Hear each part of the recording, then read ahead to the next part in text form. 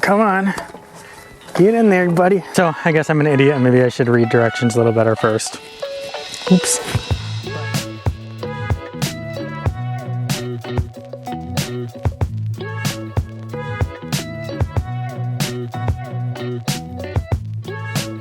So, you know we got our tractor, but we also got something else too. Let's just go look in the trailer and see what we've got. What do we have here? I have a ton of fencing to do here at this property. And so I decided to go ahead and purchase the 3-point auger for the tractor. I do have a handheld auger. It works okay, but the ground here about a foot down is clay for about 2 to 3 feet. So my handheld one just doesn't have enough power. And not only that, when it catches on things, it's just dangerous. I decided to invest in our 3-point auger here. We're gonna get it mounted up on the back of the tractor. I ordered a 9-inch auger that'll work for the holes that I need and then also for the footings that I need for the barn. So that will come either today or tomorrow. So we won't actually be able to run this today, but as soon as that auger comes in, we're gonna get that thing hooked up and we're just gonna start drilling holes and see how good it does. I have to double check on the brand. I can't remember offhand what it is. It has good reviews. This we're gonna get put together. We're gonna see how it works as soon as we have that auger and we're gonna get that thing running. So we're gonna take this plywood then, just lay it out in the driveway, and then we're gonna bring all the pieces out, start going over everything, make sure all the parts are there, and then we will start putting it together.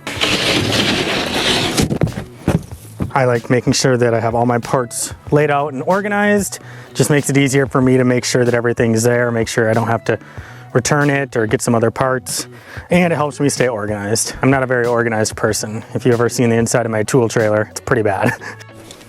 Oh, I almost ate it. What in the world? All right. All right. This looks like the PTO shaft. This probably hooks it up to the 3-point on the lower part is what I'm guessing. No idea what this is yet. Oh geez, that's the heavy piece. All right, let's get this beast up. Oh man. This thing is heavy too. Oh my goodness. All right, well let's get all these parts down and see what everything looks like. All right, well I found the container here with all the hardware and the instructions, thank goodness. I was thinking that I didn't have all the parts here. We're good, we got them all, so let's get this thing going. We'll get it put together and let's do it.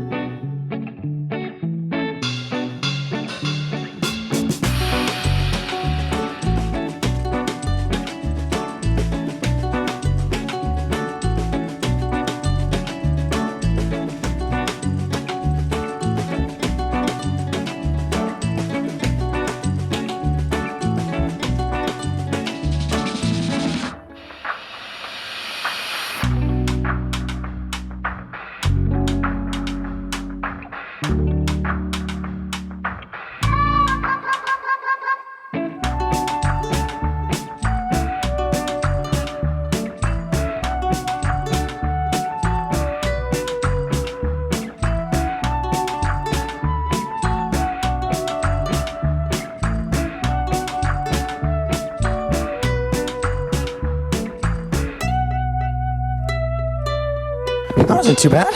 Okay.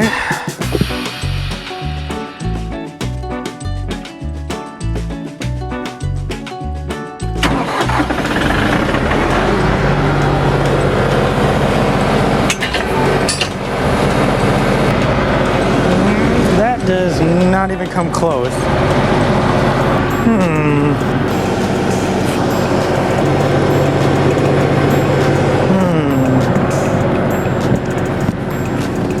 I have no idea what's going on. Apparently the shaft is not long enough, so I'm kind of confused. So I'm gonna have to do a little research quick. So I guess I'm an idiot and maybe I should read directions a little better first. Oops. The PTO shaft here, telescopes. So we've got a little bit of play room in there. See if we can figure this thing out now, guys.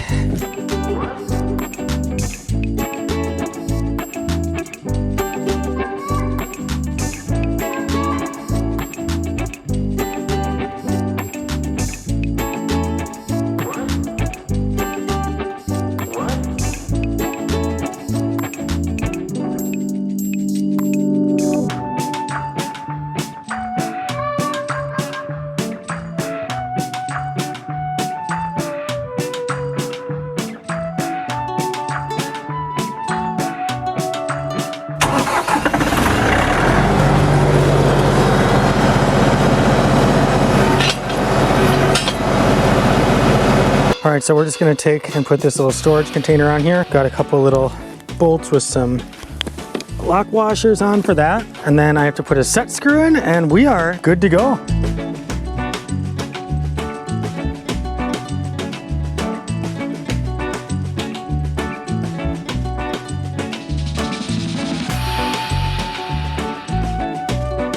This was actually a pretty painless installation and put together, I guess. Assembly? That's the right word, I guess. Assembly, it was a very painless assembly. These are the bolts that go through the shaft of the auger itself.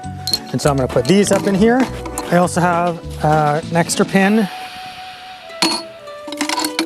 And then the cover for the PTO, which I'm gonna keep up in there as well, just so that when I do take this off, the PTO can stay nice and clean. We don't have to worry about dirt and debris getting all up in there. I guess this is pretty much it for now. Again, tonight when I get home, I should have my 9-inch auger attachment, and then I should be able to get this thing hooked up. And then tomorrow we can practice drilling a couple holes. We'll see you guys tomorrow when we try out this auger and see what stuff looks like, and we'll go from there.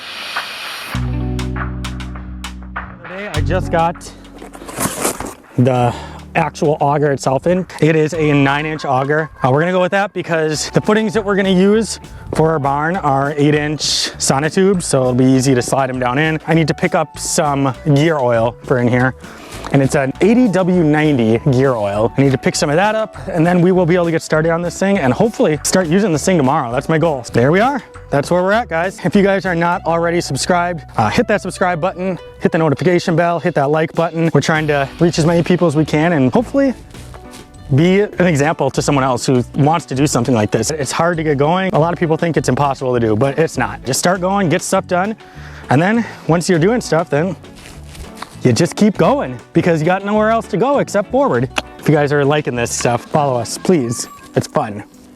You'll like it, I promise.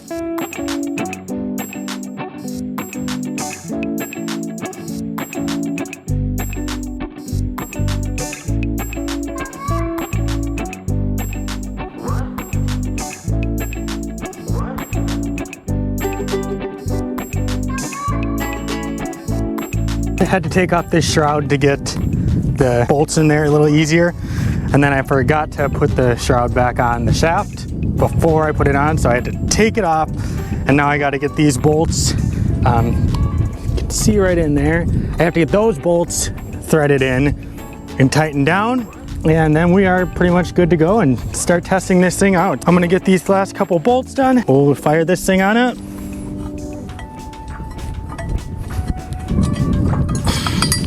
I really wish I had a longer Allen wrench. This would make my life a whole lot more simple. There's probably got to be a better way to do this. Maybe like attaching the auger before I hooked the PTO. I could have just pulled the PTO out. Dummy me.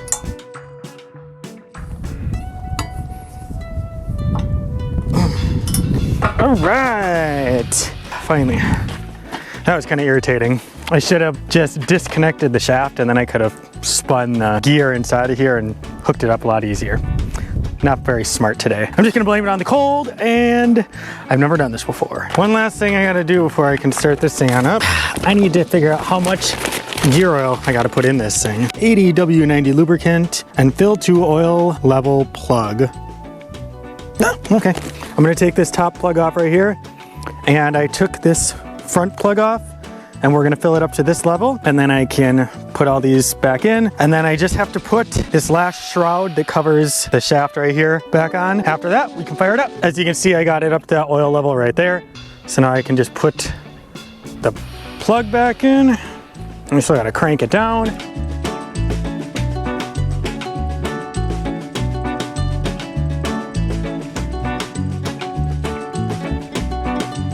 All right, I just need to put this last shroud back on and we're good to go.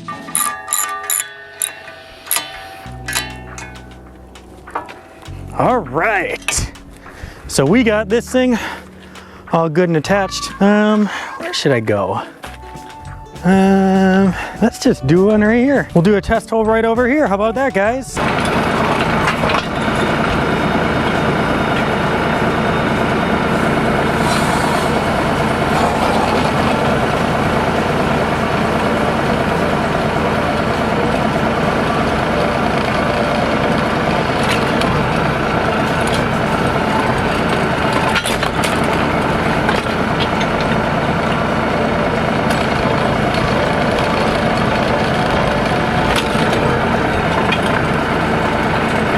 Well, that is pretty awesome. A nice hole there, and it's the whole depth of this, so that's about 3.5 feet-ish. I'm sure it's gonna take me a little bit of time to kind of get used to it. This will be a good way to get all these holes that I need drilled for the fence and for some of the footings that I gotta do. I can't complain about this. Saved me a lot of work. I'm gonna fill this hole back in, first of all.